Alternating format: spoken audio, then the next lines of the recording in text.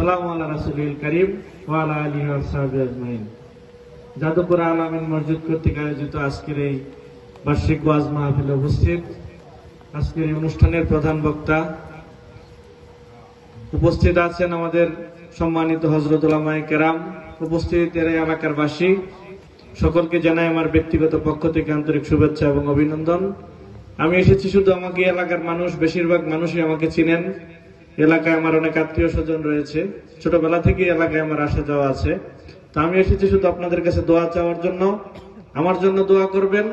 পাশাপাশি আমাদের এই দেশের সকল ইসলামী দলগুলো এবং আলেম ওলামা যারা আছে তাদের জন্য দোয়া করবেন।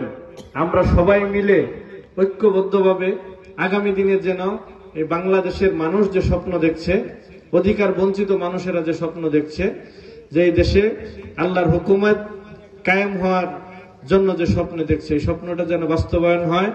সবাই দোয়া করবেন যেন আমরা সকল ইসলামী দল এবং আলেম ওলামারা একসাথে হয়ে আগামী নির্বাচনে আমরা সবাই আপনাদের সামনে আসতে পারি। এবং আজকে অত্যন্ত ভালো লেগেছে যে আমাদের এই ছোট্ট বাচ্চা এত চমৎকার ভাবে কথা বলেছেন। এই জন্য আমরা এই সকল দ্বীনি প্রতিষ্ঠান যেগুলো আছে, মসজিদ, মাদ্রাসা, এগুলো তাদের পাশে থাকবো, তাদেরকে সহযোগিতা করব। এখান থেকে আর যাই হোক, কোনো চাঁদাবাজ, কোনো সন্ত্রাসী, কোনো ধর্ষক, সমাজের কোনো খারাপ লোক তৈরি হয় না। এই জন্য আমরা সবাই এই সকল প্রতিষ্ঠানের পাশে থাকব, তাদেরকে সাহায্য সহযোগিতা করব। এবং আমার জন্য আবারও বলছি, সবাই দোয়া করবেন যেন আপনাদের সাথে থাকতে পারি, আপনাদের পাশে থাকতে পারি, আপনাদের খেদমত করতে পারি। আসসালামু আলাইকুম ওয়া রাহমাতুল্লাহি ওয়া বারাকাতুহু।